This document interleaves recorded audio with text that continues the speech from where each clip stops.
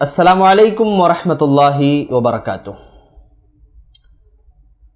ان الحمد للہ نحمده ونستعینه ونستغفره ونعوذ باللہ من شرور انفسنا ومن سیئات اعمالنا من يهده الله فلا مضل له ومن يضلل فلا هادي له واشهد ان لا اله الا الله وحده لا شريك له واشهد ان محمدا عبده ورسوله اما بعد فإن خير الحديث كتاب الله وخير الهدى هدى محمد صلى الله عليه وسلم وشر الأمور محدثاتها وكل محدثة بدعة وكل بدعة ضلالة وكل ضلالة في النار۔ رب اشرح لي صدري ويسر لي أمري واحلل عقدة من لساني يفقه قولي رب زدني علما اللهم رب زدني علما۔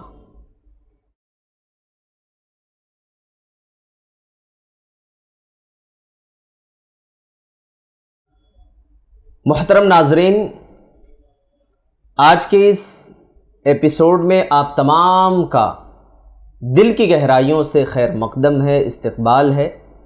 اللہ تبارک و تعالیٰ سے میں دعا کرتا ہوں کہ اللہ تعالیٰ ہم تمام کے یہاں آنے کو اور سننے کو قبول فرمائے، اور جو بھی باتیں کہی جائیں اللہ تعالیٰ اس پر ہم سب کو عمل کرنے کی توفیق نصیب فرمائے۔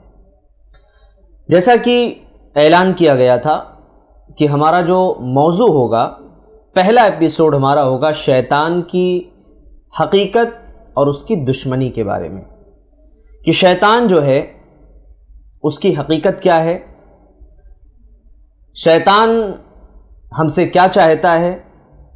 اسی طریقے سے آج کے ایپیسوڈ میں تیسرا پوائنٹ ہمارا ہوگا کہ انسان کی کمزوری پر شیطان کے حملوں کی حکمت کیا ہے، یعنی وہی مطلب ہوا کہ ہم سے کیا چاہتا ہے۔ پھر چوتھا پوائنٹ ہمارا ہوگا کہ شیطان کا انسان کے پاس آنے کی کیا راہیں، کیا راستے ہیں، کس طریقے سے وہ آتا ہے، کیسے گمراہ کرتا ہے، اور ہم کیسے پہچانیں کہ شیطان ہمارے اوپر حملہ آور ہو رہا ہے۔ جب تک ان راہوں کو ہم نہیں جانیں گے، اچھی طریقے سے قرآن و حدیث کی روشنی میں اسے نہیں سمجھیں گے، تب تک اس سے بچاؤ کا راستہ ہمارے پاس نہیں ہوگا۔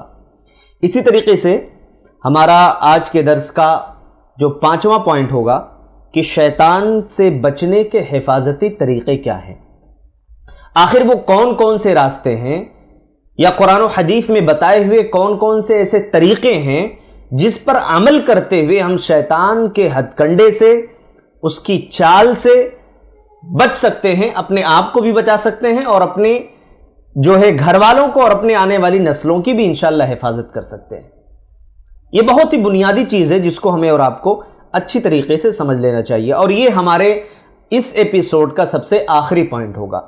دیکھیے، شیطان کی چال کو سمجھنے سے پہلے ہمیں یہ بات اچھی طرح سمجھ لینی ہے کہ شیطان یہ ہمارا کھلا ہوا دشمن ہے، اور جو ہمارا دشمن ہوتا ہے اس دشمن سے ہر طریقے سے ہمیں بچنا ہے، ہر طریقے سے اس سے اپنی حفاظت کرنی ہے۔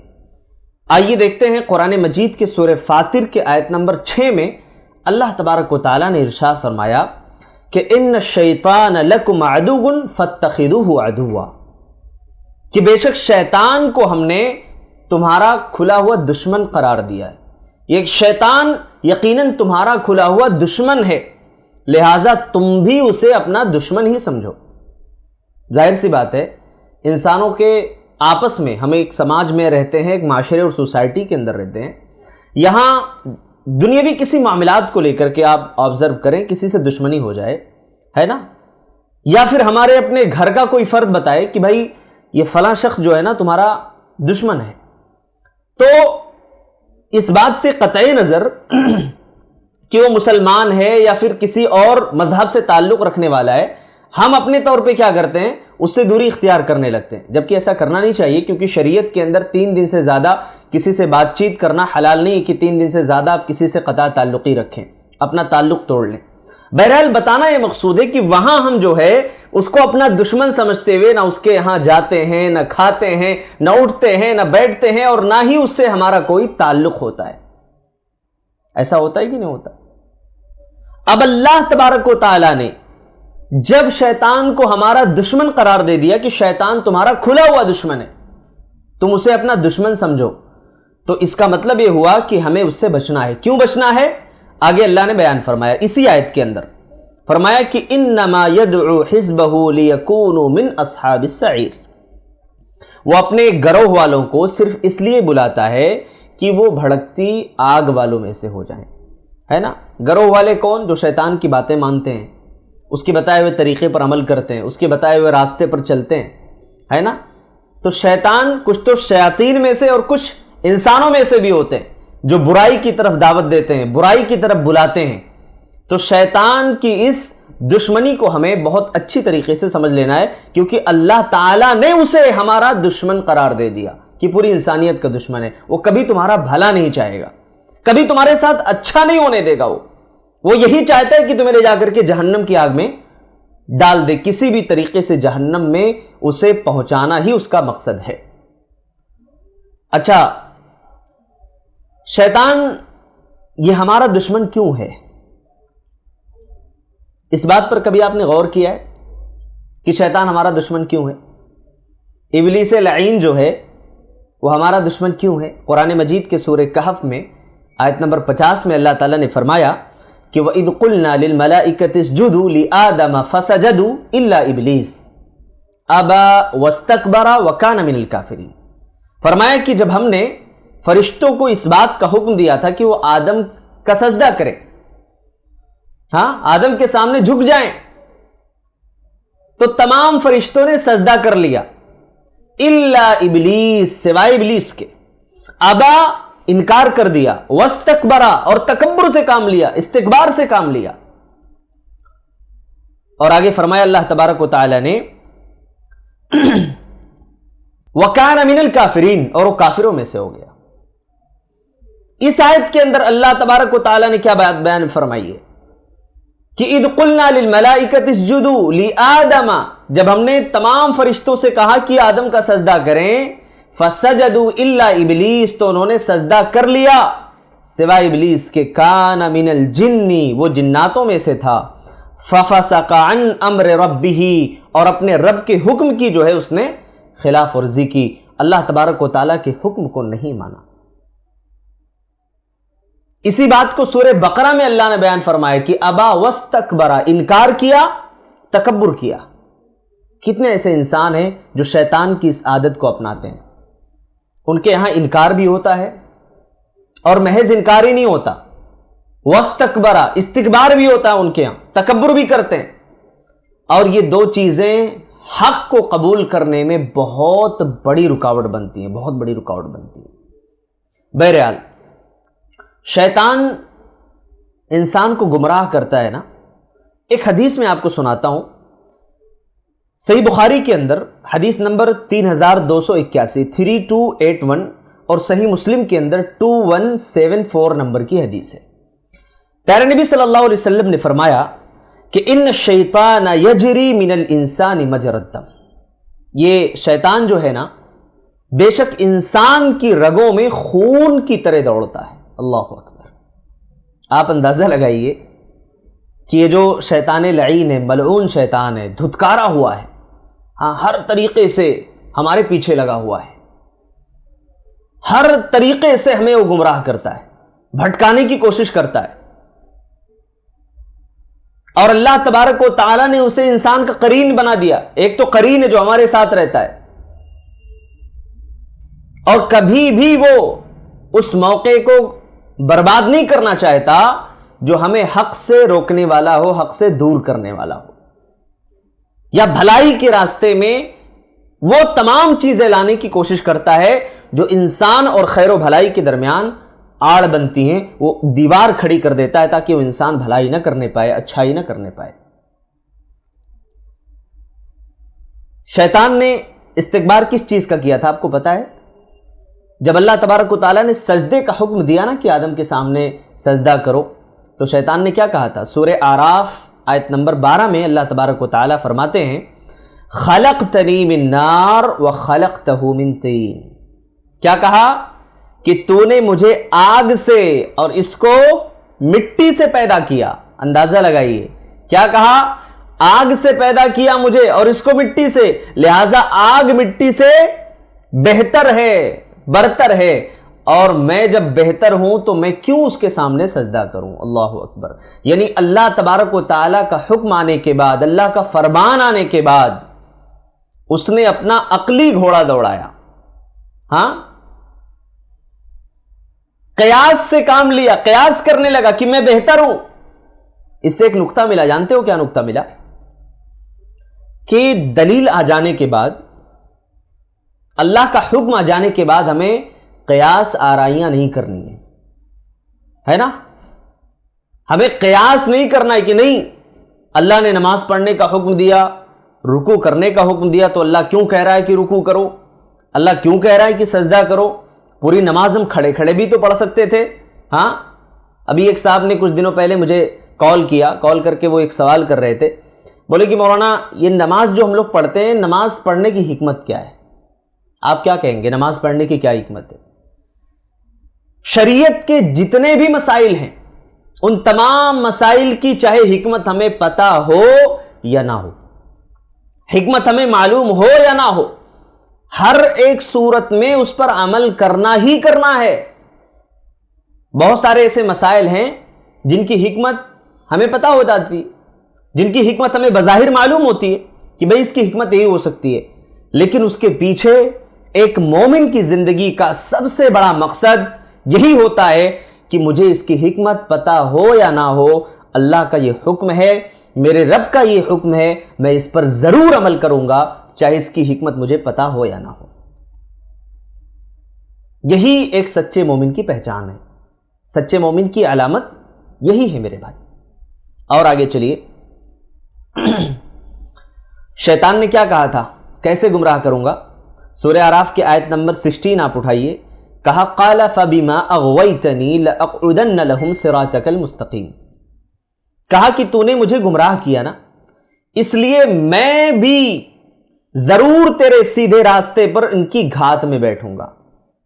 یہ کس سے کہہ رہا ہے شیطان؟ یعنی اللہ تبارک و تعالیٰ کی طرف نعوذ باللہ اپنی گمراہی کی نسبت کر رہا ہے کہ تو نے مجھے گمراہ کیا۔ کتنے افسوس کی بات ہے۔ آپ دیکھیے کہ ایک طرف اللہ نے حکم دیا کہ آدم کا سجدہ کرو، سجدہ خود نہیں کر رہا ہے، انکار خود کر بیٹھا، آبا واستکبرا، انکار کیا اور تکبر سے کام لیا۔ اب گمراہ ہونے کے بعد یہ کہہ رہا ہے کہ اللہ تو نے مجھے گمراہ کر دیا، نعوذ باللہ۔ دیکھیے ایک مومن میں اور شیطان میں یہ فرق ہوتا ہے۔ شیطان کیا بولتا ہے؟ انسانوں میں سے بھی، میں نے ابھی تھوڑی دیر پہلے کہا تھا کہ انسانوں میں سے بھی بعض شیاطین ہوتے ہیں، وہ کیا بولتے ہیں؟ میں نماز نہیں پڑھ رہا ہوں، اللہ توفیق نہیں دے رہا اس لیے نہیں پڑھ رہا ہوں، ہے نا؟ میں کوئی نیکی کا کام نہیں کر رہا ہوں، اللہ تعالیٰ مجھے توفیق نہیں دے رہا، میں نہیں کر رہا ہوں، اس میں میری کیا غلطی ہے؟ سب کچھ تو اللہ کی مرضی اور اس کے حکم سے ہو رہا ہے۔ اللہ کے بندو، انا ہدیناہ السبیل اما شاکرا و اما کفورا، ہم نے دونوں راہوں کی رہنمائی کر دی ہے، دونوں راستے ہم نے دکھا دیے، یہ سیدھا راستہ ہے، برائی کا راستہ ہے، اور وہ اختیار اللہ نے ہمیں دے دیا ہے۔ ہاں، اب یہ موبائل میرے سامنے رکھی ہوئی ہے، اس موبائل کو اٹھانے کا اختیار میرے پاس ہے، اس کی قوت اللہ نے مجھے دی ہے، میں چاہوں تو اسے اٹھا لوں، چاہوں تو میں رکھ دوں۔ ہدایت اور گمراہی کا معاملہ یہی ہے۔ یقیناً ہدایت دینے والی ذات اللہ کی ہے، ہدایت اللہ دیتا ہے، لیکن ہدایت اس کو اللہ دیتا ہے جس کے دل میں ہدایت کی تڑپ ہوتی ہے، جو ہدایت کا متلاشی ہوتا ہے، جو ہدایت چاہتا ہے۔ لہٰذا یہ بات آپ یاد رکھیں کہ کبھی بھی برائی کی نسبت نعوذ باللہ اللہ کی طرف نہیں کی جائے گی کہ اللہ نے ہمیں جو ہے گمراہ کر دیا۔ حضرت آدم و حوا نے کیا دعا کیا تھا اللہ سے؟ ربنا ظلمنا انفسنا وان لم تغفر لنا وترحمنا لنکونن من الخاسرین۔ انہوں نے کیا کہا اللہ سے؟ کہا ربنا ظلمنا، اے اللہ ہم نے ظلم کیا اپنے اوپر، یعنی وہ خود اس معصیت کی نسبت اپنی طرف کر رہے ہیں کہ اے اللہ ہم سے غلطی ہوئی ہے، خطا ہم نے کیا ہے، اگر تو نے ہمیں معاف نہیں کیا تو ہم نقصان اٹھانے والوں میں سے، خسارہ اٹھانے والوں میں سے ہو جائیں گے۔ اچھا، شیطان نے کیا کہا؟ اسی آیت میں آپ دیکھیں، سورہ اعراف کی آیت نمبر 16 میں، لَأَقْعُدَنَّ لَهُمْ صِرَاطَكَ الْمُسْتَقِيمَ، کہا کہ تیرے سیدھے راستے پر ان کی گھات میں بیٹھوں گا۔ شیطان ہر طریقے سے گمراہ کرتا ہے، کبھی برائی میں ملوث کرتا ہے، برائی کو مزین کر دیتا ہے ہمارے اور آپ کے سامنے، اور کبھی ایسا کرتا ہے کہ شیطان جو اچھائی ہوتی ہے نا اسی اچھائی کے راستے میں حائل ہو کر کے گمراہ کرتا ہے۔ آپ کو پتا ہے، یہ مثال میں آپ کو دے دیتا ہوں، اچھی طریقے سے سمجھ لیجئے آپ کیسے شیطان ہماری اچھائیوں میں آ کر کے ہماری نیکیوں کو سیکنڈوں میں، ایک پل میں ضائع اور برباد کر کے چھوڑ دیتا ہے۔ اس کی ایک مثال میں آپ کو دیتا ہوں۔ آپ نماز پڑھتے ہو، نماز اللہ کے لیے، روزہ اللہ کے لیے، تلاوت اللہ کے لیے، تمام نیکیاں اللہ کے لیے۔ ایک مومن کی زندگی یہی ہونی چاہیے کہ اس کا مقصد اللہ کو راضی کرنا ہو، اخلاص ہو اس کے اندر۔ اب کیا ہوتا ہے نا، ہم نے نماز پڑھی، اگر وہ نماز ہم نے اللہ تبارک و تعالیٰ کو راضی کرنے کے لیے نہیں پڑھا ہے، اب تو ہماری نیتوں کو اللہ جاننے والا ہے نا کہ ہم کس مقصد سے پڑھ رہے ہیں۔ اب اگر وہاں ہماری نیت یہ رہی کہ میں نماز پڑھ رہا ہوں، لوگ مجھے دیکھیں گے، کہیں گے بہت متقی آدمی، ہاں، اب دیکھو کیسے سیدھے راستے میں آیا، حائل ہو کر کے نیکیاں برباد کر دی۔ ایک تو یہ ابتدائی بات ہے نا، ابتدائی بات ہے کہ شیطان آیا، دل کے اندر وسوسے ڈالے، خیالات بدل گئے، ارادہ بدل گیا کہ وہ عبادت جو اللہ کے لیے ہونی چاہیے تھی وہ غیر اللہ کے لیے ہو گئی، خلاص آپ کی عبادت کسی فائدے کی نہیں رہی۔ اسی طریقے سے کوئی بھی عبادت A to Z، آپ تمام عبادات کو اسی پر آپ قیاس کر سکتے ہو، حج ہو، عمرہ ہو، کوئی بھی عبادت ہو۔ بہت سارے لوگ حج کرنے بھی جاتے ہیں نا، حج کرنے کے بعد واپس آتے ہیں، ہمارے یہاں ایک ماحول ہوتا ہے، تمام رشتہ داروں میں سب کو پتا ہوتا ہے کہ بھائی فلاں صاحب حج کے لیے جا رہے ہیں، ٹھیک ہے، اچھی بات ہے، پتا ہوتا ہے، کوئی مسئلہ نہیں ہے، آپ دعاؤں کی درخواست بھی کر سکتے ہیں۔ لیکن مسئلہ یہ ہے کہ ہم دوسروں کی دعاؤں پر ہمیں اتنا زیادہ بھروسہ ہوتا ہے، اس سے یعنی اپنی دعاؤں پر اتنا بھروسہ ہمیں نہیں ہوتا جتنا دوسروں کی دعاؤں پر ہمیں اعتماد ہوتا ہے۔ فلاں صاحب جا رہے ہیں، بھائی ہمارے لیے دعا کریے گا، بالکل آپ دعا کی درخواست کریے، جائز ہے، کوئی مسئلہ نہیں، لیکن کبھی اپنے آپ کو بھی تو اللہ سے جوڑ کر کے دیکھو، کبھی اپنے آپ کو بھی تو اللہ سے قریب کر کے دیکھو، دیکھو کتنا مزہ آتا ہے عبادت میں، دیکھو کیسے زندگی جو ہے آپ کی سنور جاتی ہے، کیسے اللہ تبارک و تعالیٰ آپ کی زندگی میں انقلاب پیدا کر دیتا ہے، کیسے۔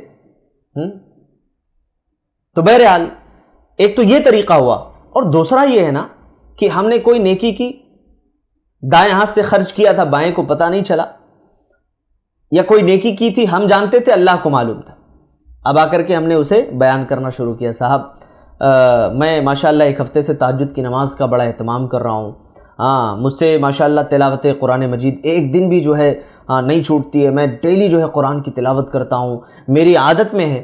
دیکھیے وہاں بھی آپ کی نیت پر یہ بات ڈیپینڈ ہے۔ اگر آپ کی نیت یہ ہے کہ میں یہ بات دوسروں کو بتا رہا ہوں تاکہ دوسروں کے اندر جذبہ پیدا ہو، اب وہ تو نیت آپ کی اللہ جانتا ہے نا، تب تو کوئی مسئلہ نہیں۔ اگر نیت وہاں یہ ہے، آپ کی نیت یہ ہے کہ نہیں لوگ مجھے اچھا سمجھیں، متقی سمجھیں، پرہیزگار سمجھیں، بہت بڑا اللہ والا سمجھیں، تو آپ کی نیکی وہیں کی وہیں برباد ہو گئی، ضائع ہو گئی، اس کا کوئی بھی فائدہ آپ کو ہونے والا بالکل نہیں۔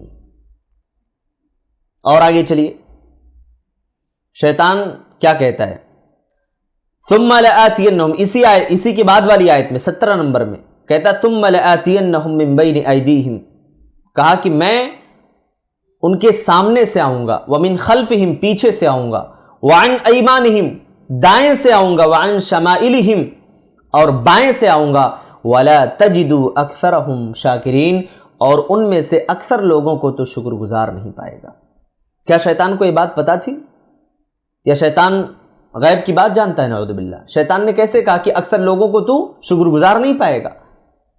گمان کی بنیاد پر کہ میں اکثر لوگوں کو گمراہ کروں گا، انہیں اپنے راستے کی طرف بلاؤں گا، اپنے راستے کی طرف دعوت دوں گا۔ یہی وجہ ہے کہ نبی کریم صلی اللہ علیہ وسلم نے ہمیں کچھ دعائیں سکھائی ہیں، جن دعاؤں کا اہتمام کرتے ہوئے ہم شیطان کے شر سے، اس کے فتنے سے اپنے آپ کو ہم بچا سکتے ہیں۔ نبی کریم صلی اللہ علیہ وسلم یہ دعا بھی پڑھا کرتے تھے، جو کہ ابو داؤد کے اندر یہ حدیث ہے، اللہ کے نبی صلی اللہ علیہ وسلم نے ارشاد فرمایا اللہم انی اسألک العفو والعافیہ فی الدنیا والآخرہ، اے اللہ میں دنیا میں اور آخرت میں تجھ سے معافی اور عافیت کا سوال کرتا ہوں۔ اللہم انی اسألک العفو والعافیہ فی دینی و دنیایا و اہلی و مالی، اے اللہ میں تجھ سے معافی اور عافیت کا سوال کرتا ہوں۔ اے اللہ تجھ سے میں اپنے دین میں اور اپنی دنیا میں اور اپنے اہل و عیال میں معافی اور عافیت کا سوال کرتا ہوں۔ اللہم استر عوراتی، اے اللہ میرے عیبوں پر، میری پردے والی چیزوں پر اے اللہ تو پردہ ڈال دے۔ وآمر روعاتی، اور اے اللہ میری گھبراہٹوں کو امن عطا فرما دے۔ اللہم احفظنی من بین یدی، اے اللہ میری حفاظت فرما میرے سامنے سے بھی، ومن خلفی میرے پیچھے سے بھی، وعن یمینی اور میرے دائیں سے بھی، وعن شمالی اور میرے بائیں سے بھی، ومن فوقی اور میرے اوپر سے بھی، واعوذ بعظمتک ان اغتال من تحتی، اور اے اللہ میں تیری عظمت کی پناہ چاہتا ہوں کہ میں اپنے نیچے سے اچانک پکڑ لیا جاؤں۔ یہ دعا اللہ کے نبی صلی اللہ علیہ وسلم نے سکھائی ہے، کتنی پیاری دعا ہے۔ اس دعا کا اہتمام کریں، صبح و شام پڑھیں۔ اس دعا کے پڑھنے سے کیا ہوگا؟ مکمل طور پر آپ اللہ رب العالمین کے حفظ و امان میں ہوں گے۔ اب آئیے ہم تیسرے پوائنٹ پر چلتے ہیں کہ انسان کی جو کمزوری ہے نا، شیطان اسی پر حملہ آور ہوتا ہے۔ وہ کہتے ہیں نا کہ کسی کو اپنے کنٹرول میں کرنا ہو، ہے نا، ہمارے یہاں بھی یہ بات بڑی مشہور ہے، تو اس کی جو کمزوری ہے اس کو آپ پکڑ لیں، اس کی کمزوری اور دکھتی ہوئی رگ پر آپ جو ہے ہاتھ رکھ دیں، ہے نا، اس کی کمزوری آپ پکڑ لیں۔ شیطان کیا کرتا ہے؟ برائی کو مزین کرتا ہے۔ شیطان کیا کرتا ہے؟ انسان کی کمزوری جانتا ہے۔ شیطان کیا کرتا ہے؟ انسان کے لیے وہ تمام راہیں ہموار کرتا ہے، فراہم کرتا ہے جو اس کی کمزوری بن سکتی ہے۔ انسان کی کمزوری کیا ہے؟ محتاج کی۔ انسان کی کمزوری کیا ہے؟ برائی۔ محتاج آدمی محتاج ہوتا ہے اگر ایمان والا نہیں ہے، اس کا ایمان کمزور ہے، بہت جلدی شیطان بھٹکا دیتا ہے، گمراہ کر دیتا ہے۔ آج آپ دیکھ لیجئے کتنے ایسے لوگ ہیں، کتنے ایسے لوگ ہیں بھائی کہ محتاجگی آئی، پہلے بڑی فراوانی تھی، اللہ تعالیٰ نے بہت دے رکھا تھا، لیکن جب محتاجگی آئی تو حالت ایسی ہو گئی، لون لینے کے لیے فتوے لے رہے ہیں کہ بھائی ہمیں کوئی ایسا راستہ بتا دو کہ ہم سود اور لون جو ہے لے سکیں اور ہمارے لیے راستے ہموار ہو جائیں۔ آپ دیکھیں سورہ بقرہ کی آیت نمبر 268 میں اللہ تبارک و تعالیٰ نے کیا فرمایا؟ کہا کہ الشیطان یعدکم الفقر ویأمرکم بالفحشاء، شیطان تمہیں محتاجی سے ڈراتا ہے، بے حیائی پر اکساتا ہے۔ یہ فحشاء کیا ہے؟ ہر قسم کی وہ برائی، جیسے زنا ہے، بدکاری ہے، تمام چیزیں، ہاں، کھلی ہوئی برائی۔ شیطان اسی کی تو دعوت دیتا ہے، شیطان اسی راستے پر تو لے کر کے چلتا ہے، محتاجگی سے ڈراتا ہے۔ آدمی سوچتا ہے بھئی ایسا ہے، آج ہمارے پاس کھانے کے لیے تو ہے، پہننے کے لیے تو ہے، کل کا دن کیا ہوگا، کل کا دن کیسا ہوگا۔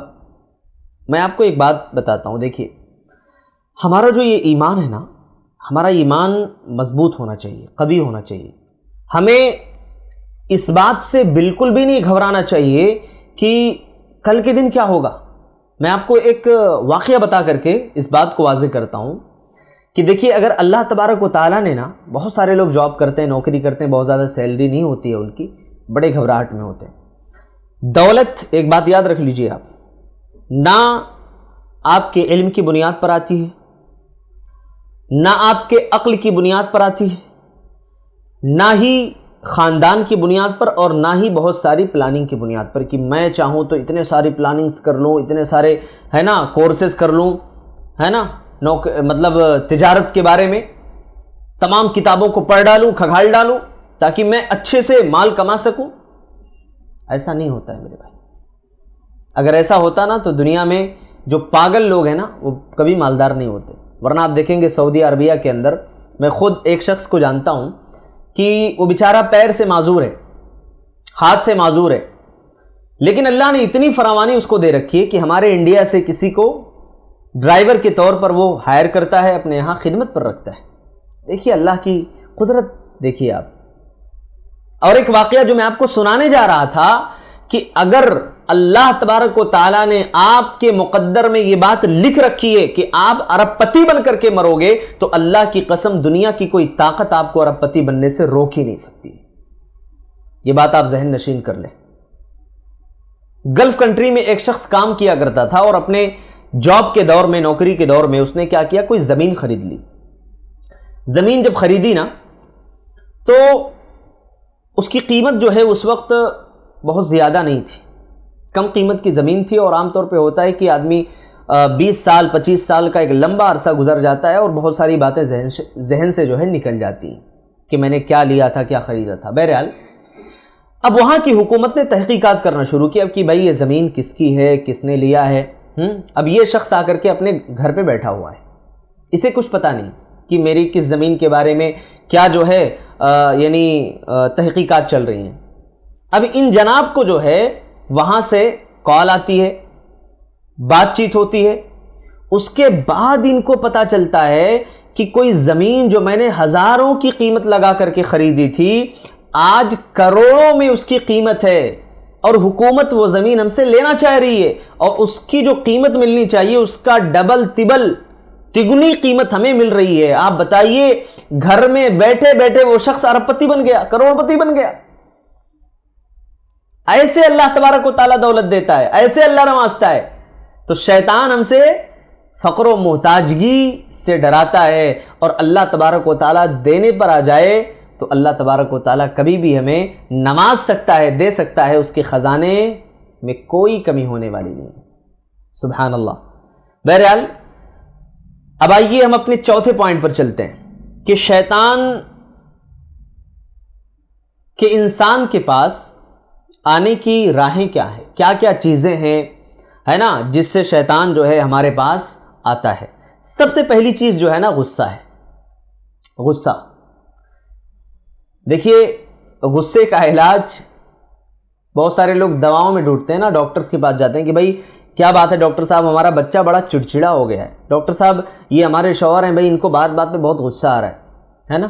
دیکھیے آپ کو بتا دوں، غصہ یقیناً ہماری فطرت میں شامل ہے، لیکن کبھی کبھی یہی غصہ انسان کے عقل کو معاف کر دیتا ہے، پردہ ڈال دیتا ہے اس کی عقل پہ. وہ صحیح اور غلط کی تمیز نہیں کر پاتا، فرق نہیں کر پاتا، اور اسی غصے کے راستے سے آ کر کے شیطان ہمیں گمراہ کر دیتا ہے اور ہمارے اوپر حاوی ہو جاتا ہے.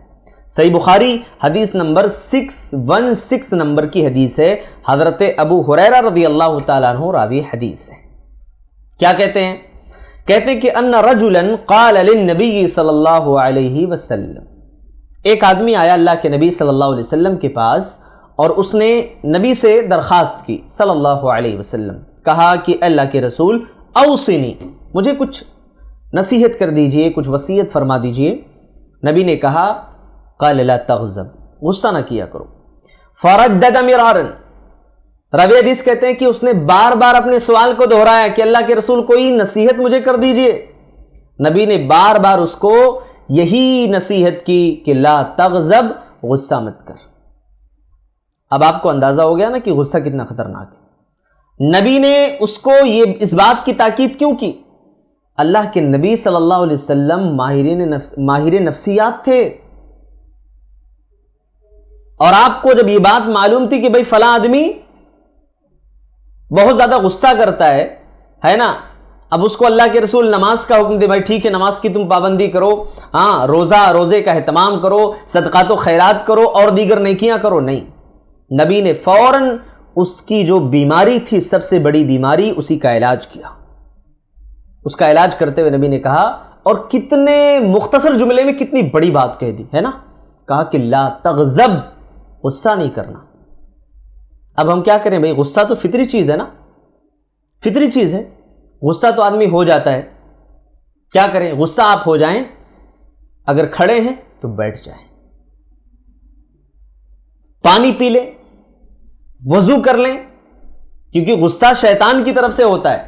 اور جب آدمی اس وقت وضو کر لیتا ہے، باوضو ہو جاتا ہے نا، تو شیطان جو حاوی ہوتا ہے اس کا اثر انسان کے اوپر سے ختم ہو جاتا ہے. آدمی مکمل طور پر اپنے آپ کو ریلیکس محسوس کرتا ہے, اپنے آپ میں ایک اچھی کیفیت اس کی ہوتی ہے کہ بھائی چلو الحمدللہ اللہ تعالیٰ نے مجھے شیطان کے شر سے, اس کے فتنے سے بچا لیا.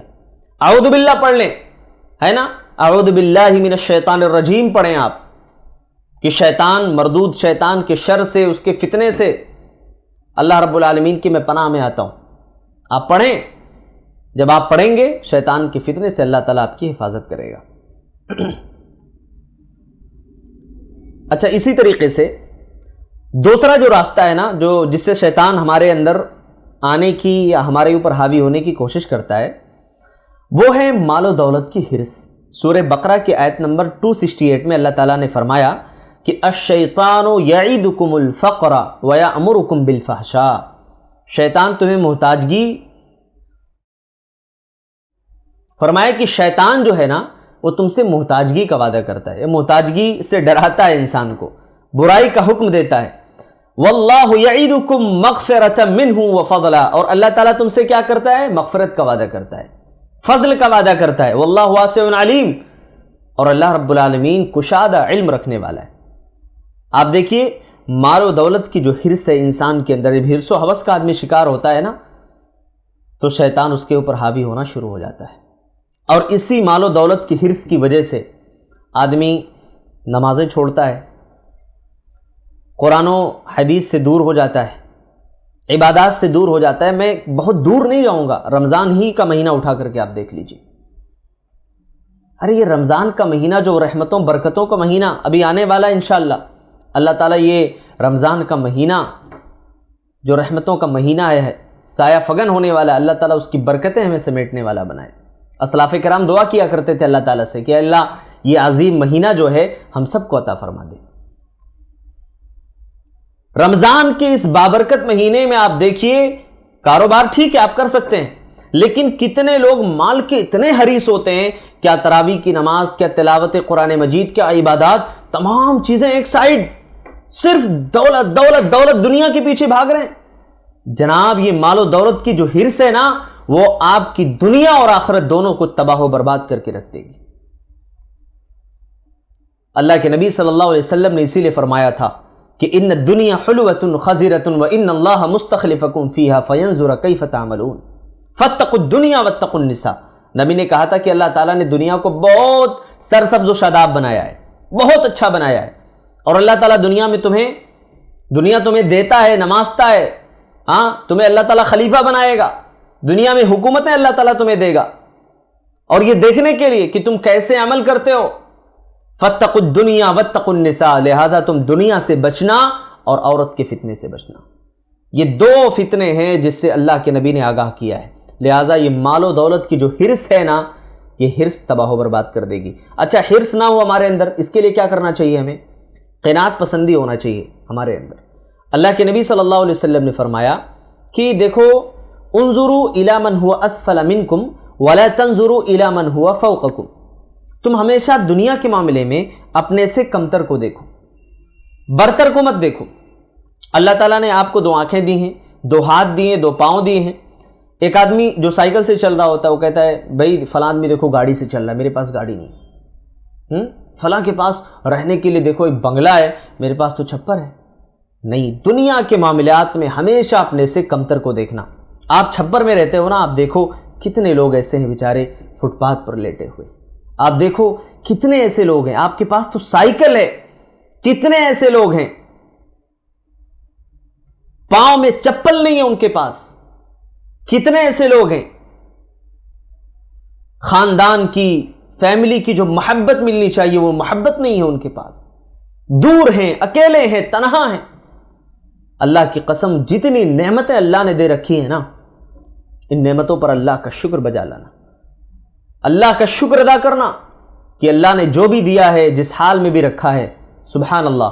اور اگر یہ جذبہ اگر آپ کے اندر پیدا نہ ہو نا, تو میں آپ سے کہتا ہوں اسپتال کے دورے کر لیا کرنا. کبھی اسپتال میں جب کبھی جاؤ گے نا, زندگی کی حقیقت آپ کے سامنے کھل کر کے آ جائے گی. کوئی جو ہے ہارٹ کا مریض پڑا ہے, ہاں کوئی برین کی بیماری میں مبتلا ہے نا, کسی کو فالج کا اٹیک ہو گیا ہے, یعنی ان گنت بیماریوں میں لوگ مبتلا ہیں. آپ جب وہاں جاؤ گے چاروں طرف نگاہیں اٹھا کر کے دیکھو گے, اللہ کا شکر بجا لاؤ گے کہ سبحان اللہ, جس حال میں میرے رب نے آج مجھے رکھا ہے اللہ کا شکر میں ادا کرتا ہوں. تو مال و دولت کی حرص جو ہے اس کے ذریعے بھی شیطان انسان کے اوپر حاوی ہوتا ہے. اسی طریقے سے تیسری چیز جو ہے نا وسوسہ ہے. شیطان انسان کے اندر وسوسے ڈالتا ہے. سورہ ناس کی آیت نمبر 5 میں اللہ تبارک و تعالی نے فرمایا کہ الذی یوسوس فی صدور الناس, ہے نا.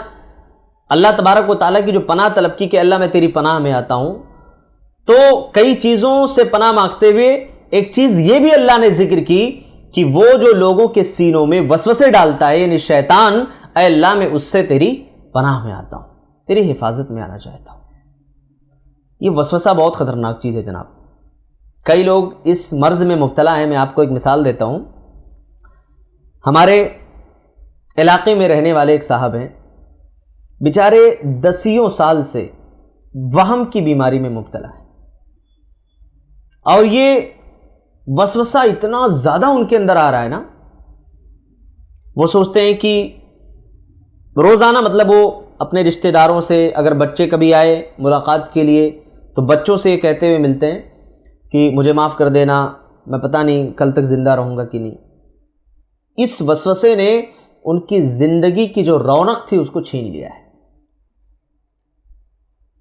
اور اس بیماری میں میرے اپنے نالج کے مطابق, میرے اپنے علم کے مطابق آنکھوں سے مشاہدہ کی ہوئی یہ چیز ہے. کئیوں لوگوں کو میں دیکھ اور سن چکا ہوں. کتنے لوگ تو بیچارے اتنے حیران ہوتے ہیں نا, بھاگ کر کے آتے ہیں, مولانا دعا پڑھ دیجئے, کچھ پڑھ کر کے دم کر دیجئے, بہت زیادہ پریشان ہوں, عجیب عجیب خیالات اور وسوسے ہمارے دلوں کے اندر آ رہے ہیں, سمجھ میں نہیں آ رہا ہے کیا کریں, سمجھ میں نہیں آ رہا ہے کہ کیسے جو ہے اس سے بچاؤ کا راستہ اپنائیں. اب انشاءاللہ آخر میں آپ کے سامنے وہ تمام پوائنٹس رکھوں گا کہ کیسے کیا کیا چیزیں پڑھ کر کے ہم شیطان سے اپنی حفاظت کر سکتے ہیں. تو بتانے کا مقصد یہ کہ وسوسہ جو ہے نا بہت خطرناک چیز ہے, بہت خطرناک ہے. اسی لیے صبح و شام کے اذکار بتائے جاتے ہیں کہ صبح و شام کے اذکار آپ پڑھا کریں. بہرحال بعض لوگ تو اس حد تک پہنچ جاتے ہیں شیطانی وسوسے میں کہ وہ اگر کہیں نماز پڑھتے ہیں تو ان کو یہ وسوسہ لاحق ہوتا ہے کہ پتہ نہیں یہ جگہ پاک ہے کہ نہیں پاک ہے. مسجد کی بات کر رہا ہوں, مسجد میں جس مصلی پہ کھڑے رہتے ہیں ان کو لگتا ہے کہ یہ مصلی ناپاک ہے, وہ اپنے گھر سے مصلی لے کر کے آئیں گے. جہاں جس لوٹے میں برتن میں وضو کر رہے ہوں گے وسوسہ آتا ہے تو ان کو یہ لگتا ہے کہ بھائی یہ جو برتن میں وضو میں کر رہا ہوں پتہ نہیں یہ پاک ہے کہ ناپاک. اس حد تک وسوسہ شیطان انسان کے دلوں کے اندر ڈالتا ہے. تو یہ تیسرا راستہ ہے. اور چوتھا راستہ جس سے شیطان ہمارے اوپر حملہ آور ہوتا ہے وہ ہے حب الدنیا, دنیا کی محبت. صحیح بخاری حدیث نمبر 6420 اور صحیح مسلم حدیث نمبر 1046, اللہ کے نبی فرماتے ہیں لا یزال قلب الکبیر شابا فی اثنتین. یہ بوڑھے کا جو دل ہوتا ہے نا, 2 چیزوں میں جوان کی طرح ہوتا ہے. بوڑھے آدمی کا دل 2 چیزوں میں جوان کی طرح ہوتا ہے. وہ 2 چیزیں کیا ہیں؟ فی حب الدنیا و طول الامل, دنیا کی محبت اور لمبی لمبی امیدیں. کہتے ہیں دل کبھی بوڑھا نہیں ہوتا. تو اللہ کے نبی نے واضح کر دیا کہ دیکھ لو, سن لو, 2 چیزوں میں ہمارا یہ جو دل ہے نا بوڑھا نہیں ہوتا ہے, جوان کی طرح رہتا ہے. یعنی کہ انسان بوڑھا ہو گیا, 80 سال 90 سال کا ہو گیا, لیکن اس کے دل کے اندر ابھی بھی خیالات چل رہے ہیں جناب, لمبی لمبی امیدیں ہیں.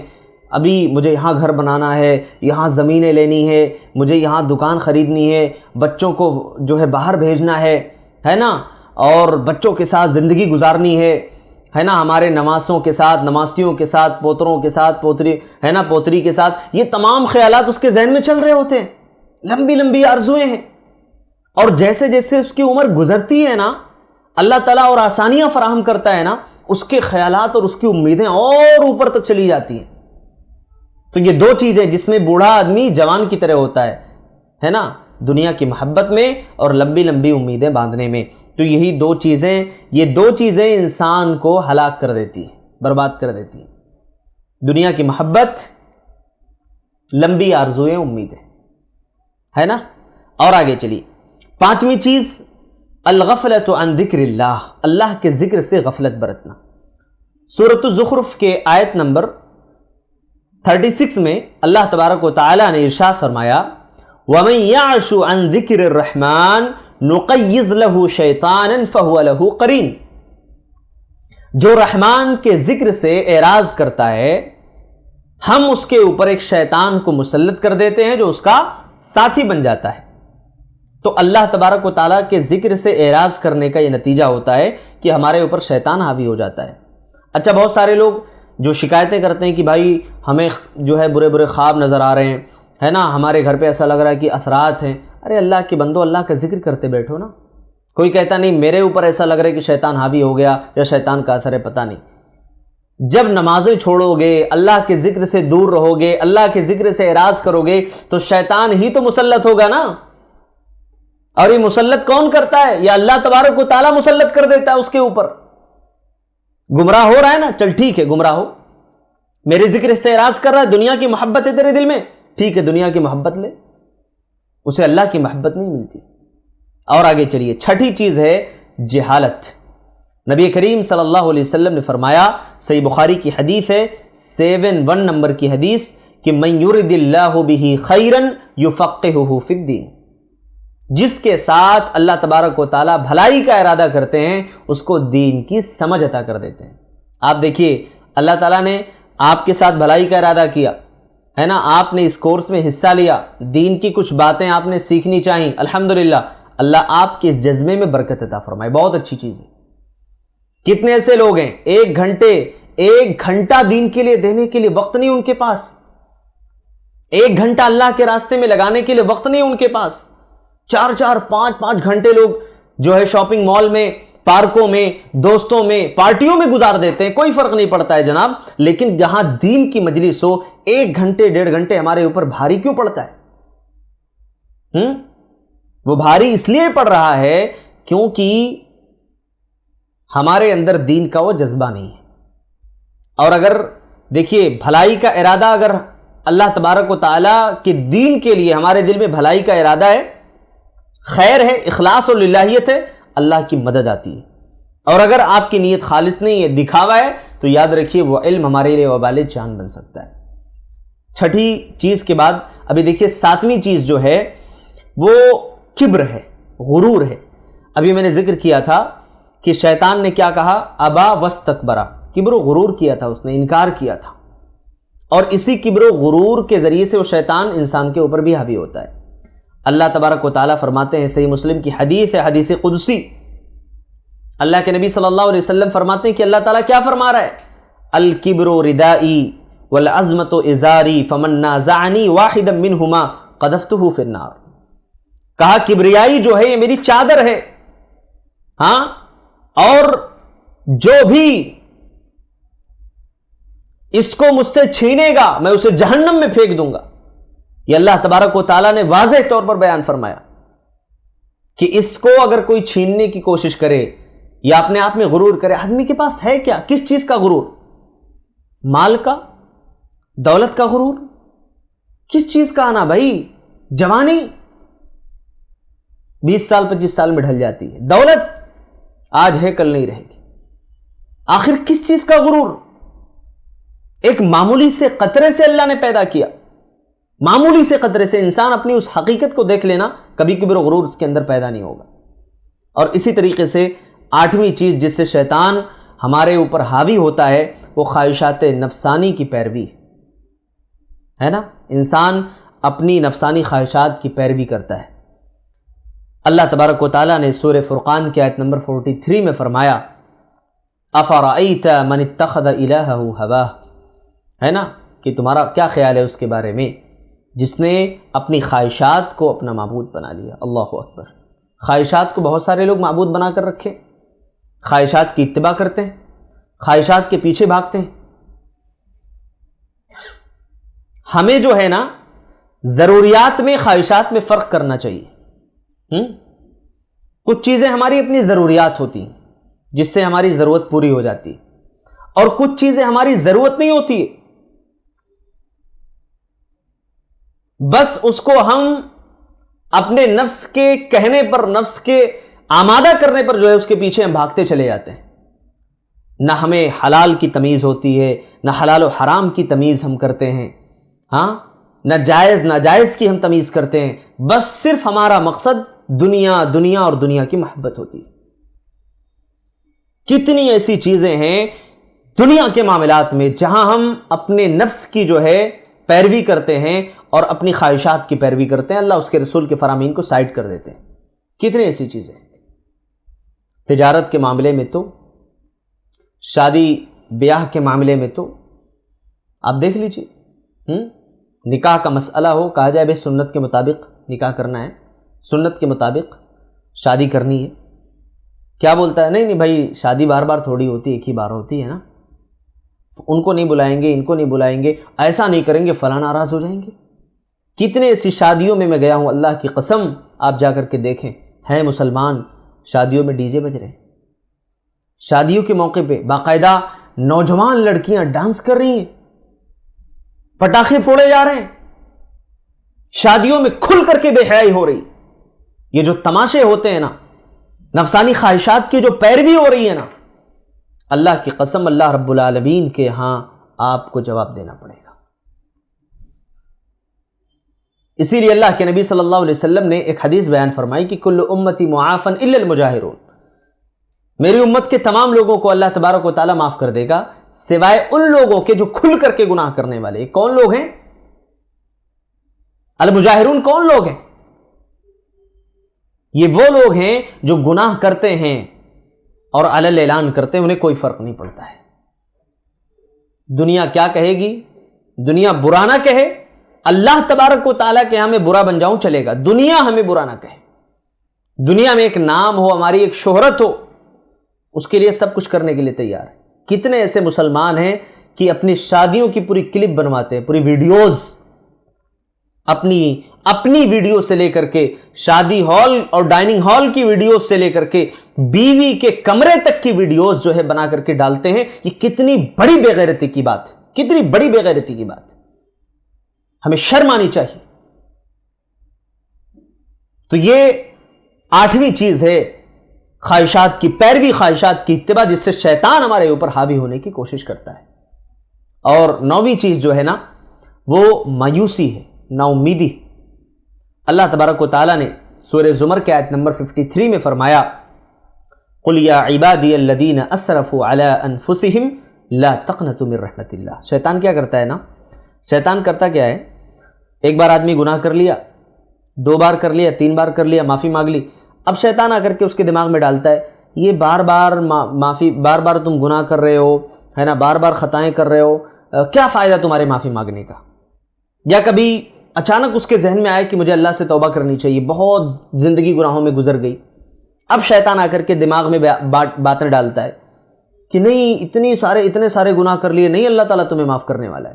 اللہ اس آیت میں امید دلا رہا ہے. اللہ کیا امید دلا رہے ہیں؟ قُلْ يَا عِبَادِيَ الَّذِينَ أَسْرَفُوا عَلَىٰ أَنفُسِهِمْ، اے نبی آپ کہہ دیجئے کہ اے میرے بندو، اے میرے بندو. اللہ کتنے محبت سے اپنے بندوں سے خطاب کر رہے، دیکھو نا. قُلْ يَا عِبَادِيَ الَّذِينَ أَسْرَفُوا عَلَىٰ أَنفُسِهِمْ، جنہوں نے اپنے اوپر ظلم کیا ہے، لا تقنطوا من رحمت اللہ، میرے بندو اللہ کی رحمت سے تمہیں نا امید نہیں ہونا ہے. اللہ اکبر. نا امیدی کفر ہے، نا امید مت ہونا. تمہارے زندگی بھر کے گناہ لے کر کے آ جاؤ اللہ کی بارگاہ میں، اگر امید کے ساتھ تم دعا کرو گے کہ اللہ میرے گناہوں کو معاف کر دے، اے اللہ میری خطاؤں کو معاف فرما دے، اے اللہ میری جوانی بہت گزر گئی برائیوں میں، گناہوں میں، خطاؤں میں، اے اللہ اب میں شرمندہ ہوں، اب میں اعتراف کرتا ہوں، آپ کے توبہ میں اخلاص ہو، آئندہ نہ کرنے کا اہتمام ہو اس گناہ کو، کہ بھائی اللہ تعالیٰ میں دعا کرتا ہوں کہ اب یہ گناہ کبھی نہیں کروں گا. گناہ آدمی ترک کر دے، اخلاص کے ساتھ اللہ سے دعا کرے، اپنے گناہوں پر نادم اور شرمندہ ہو، اللہ تبارک و تعالیٰ اپنے اس بندے کو معاف کر دیتا ہے. ایمان والا ہو، اللہ سے سچی توبہ کرے، اللہ اس کی توبہ کو قبول فرماتا ہے. بھائیو، اس کے بعد اب آخر میں آئیے، شیطان کے جب ہتھ کنڈوں کو ہم نے سمجھ لیا کہ شیطان کی چالیں کیا کیا ہیں، کیسے وہ ہمیں گمراہ کر رہا ہے، کیسے ہمارے اوپر حاوی ہو رہا ہے، تو اب آئیے ہم یہ جانتے ہیں کہ شیطان سے بچنے کے حفاظتی طریقے کیا ہیں، کیسے ہم جو ہے اپنے آپ کو شیطان سے بچا سکتے ہیں۔ صحیح بخاری کی حدیث نمبر 2311، 2311 نمبر کی حدیث ہے۔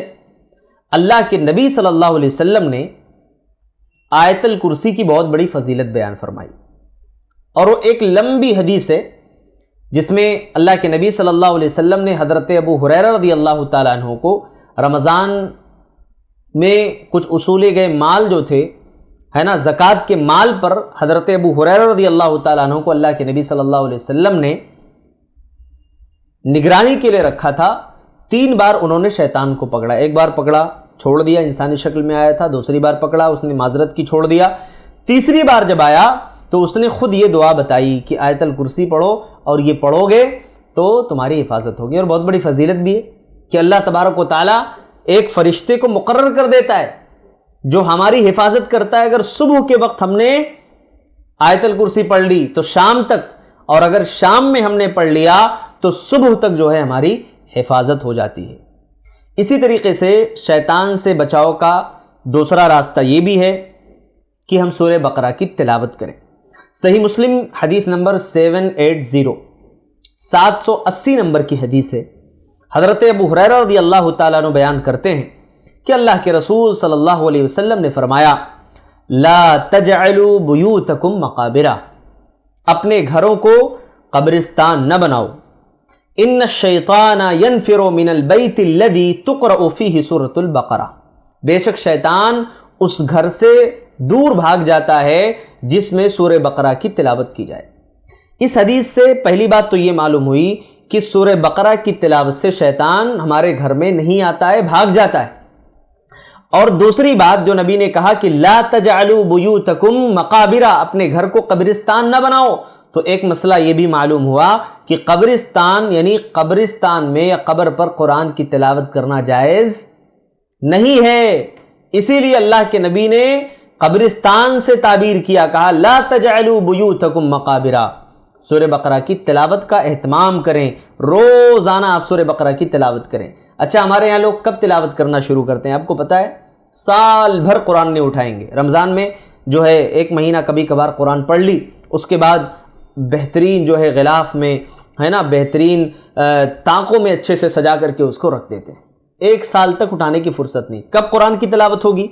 دکان میں کاروبار نہیں چل رہا ہے، ہمارا کاروبار نہیں چل رہا، دکان میں پڑھنے کے لیے قرآن نکالیں گے۔ صبح و شام کے اذکار کب پڑھیں گے؟ کاروبار نہیں چل رہا ہے، کچھ مسئلے ہو رہے ہیں، صبح و شام کے اذکار کا اہتمام کریں گے۔ ارے بھائی پہلے وہی اہتمام آپ کر لیں نا، پہلے پڑھ لیں، شیطان حملہ آور نہیں ہوگا، شیطان کا اٹیک نہیں ہوگا آپ کے اوپر۔ آپ پڑھتے نہیں ہو، جب مصیبتیں آ جاتی ہیں اس کے بعد پڑھنا شروع کرتے ہو۔ تو سورہ بقرہ کی تلاوت بھی کافی مفید ہے۔ اس کے بعد جو ہے صبح و شام کے اذکار آپ پڑھیں۔ ترمذی کی حدیث ہے 3529، جو صبح و شام کے اذکار ہیں ان کا اہتمام آپ کریں۔ صبح و شام کے اذکار میں جیسے آیت الکرسی میں نے ابھی بتایا، اسی طریقے سے قل اعوذ برب الناس، قل اعوذ برب الفلق ہے نا، قل هو اللہ احد، اس کا اہتمام کریں۔ اس کے علاوہ جو ہے لا حول ولا قوة الا باللہ العلی العظیم پڑھیں۔ لا الہ الا اللہ وحدہ لا شریک لہ لہ الملک ولہ الحمد وہو علی کل شیء قدیر پڑھیں۔ اور بھی بہت ساری دعائیں ہیں۔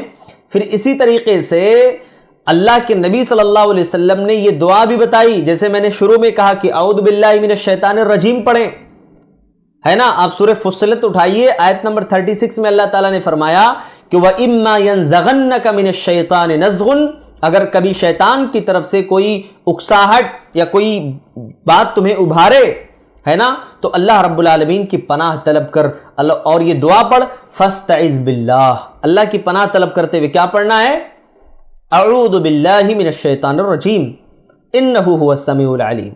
اللہ نے کہا کہ بے شک اللہ سننے اور جاننے والا، اللہ یہ بھی دیکھ رہا ہے کہ شیطان کیسے وسوسے ڈال رہا ہے آپ کے دل میں، اللہ یہ بھی دیکھ رہا ہے کہ شیطان کیسے گمراہ کرنے کی کوشش کر رہا ہے۔ اب بندہ جب اللہ کی پناہ مانگ لے تو پھر اسے اور کسی کی پناہ کی ضرورت نہیں ہے۔ اس کے بعد جو ہے دیکھیے شیطان سے بچنے کا ایک طریقہ یہ بھی ہے کہ ہم روزے کا بھی اہتمام کریں۔ صحیح بخاری کی حدیث ہے 1905 نمبر کی حدیث ہے کہ جو ہے آپ کثرت سے روزے کا بھی اہتمام کریں، ہے نا۔ پیر کے دن آپ روزہ رکھیں. ہاں نبی کریم صلی اللہ علیہ وسلم اس دن روزے کا اہتمام کرتے تھے، ہے نا. یا پھر مہینے میں 3 دن روزے کا اہتمام کریں. اس کا فائدہ کیا ہوگا؟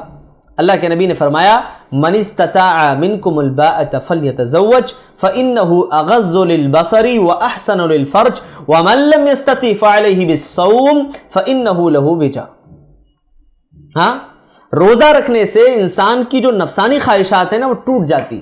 شیطان ہمارے اوپر حاوی نہیں ہو پاتا ہے، کیونکہ دیکھیے جب شیطان ہمارے نفسانی خواہشات پر حملہ آور ہوتا ہے نا تو ہر طریقے سے ہمیں اپنی چپیٹ میں لے لیتا ہے، اپنی جال میں پھنسا لیتا ہے اور آدمی پھنستا چلا جاتا ہے.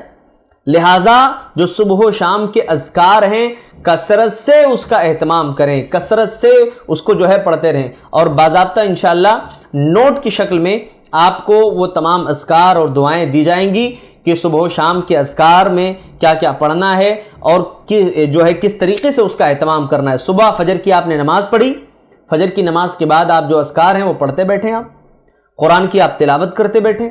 اس کے بعد آپ نے مغرب کی نماز پڑھی، مغرب کی نماز کے بعد جو شام کی دعائیں ہیں ہے نا اس کو آپ پڑھتے بیٹھیں، ہے نا. اس طریقے سے جب آپ اس کا اہتمام کریں گے تو مکمل طور پر شیطان کے شر سے، اس کے فتنے سے انشاءاللہ آپ کی حفاظت ہوگی. تو یہ چند اہم باتیں تھیں. دیکھیے اللہ رب العالمین سے ہمیں یہ دعا کرنی چاہیے کہ اللہ تبارک و تعالیٰ جتنی بھی باتیں کہی جائیں، اللہ تعالیٰ ان تمام باتوں کو سمجھنے کی توفیق دے اور اس پر عمل کرنے کی توفیق دے. آپ کو پتہ ہے کہ حضرت عمر بن خطاب رضی اللہ تعالیٰ عنہ کے بارے میں اللہ کے نبی صلی اللہ علیہ وسلم نے کتنی بڑی بات کہی. صحیح بخاری کی آپ حدیث اٹھا لیں، حدیث نمبر 3683 ہے نا، کہ اللہ کے نبی صلی اللہ علیہ وسلم نے حضرت عمر بن خطاب رضی اللہ تعالیٰ عنہ کے بارے میں کہا تھا جب تم چلتے ہو نا تو شیطان دوسرا راستہ اختیار کر لیتا ہے نا. یعنی جس راستے سے حضرت عمر چلتے تھے شیطان وہ راستہ بدل دیتا تھا. سبحان اللہ، آپ اندازہ لگائیے. تو بہرحال یہ واقعہ بیان کرنے کا مقصد یہ ہے کہ ہم اپنے اندر تقوی پیدا کریں، اپنے اندر ایمان پیدا کریں، اپنے ایمان کو مضبوط کریں قرآن و حدیث پر عمل کرتے ہوئے، تاکہ شیطان کے شر سے، اس کے فتنے سے مکمل طور پر جو ہے ہماری حفاظت ہو سکے. اللہ تبارک و تعالیٰ سے دعا ہے کہ اللہ تعالیٰ ان تمام کہی ہوئی باتوں پر سب سے پہلے مجھے، پھر آپ تمام کو اس پر عمل کرنے کی توفیق نصیب فرمائے. آمین. تقبل یا رب العالمین. وآخر دعوانا ان الحمد للہ رب العالمین. والسلام علیکم ورحمۃ اللہ وبرکاتہ.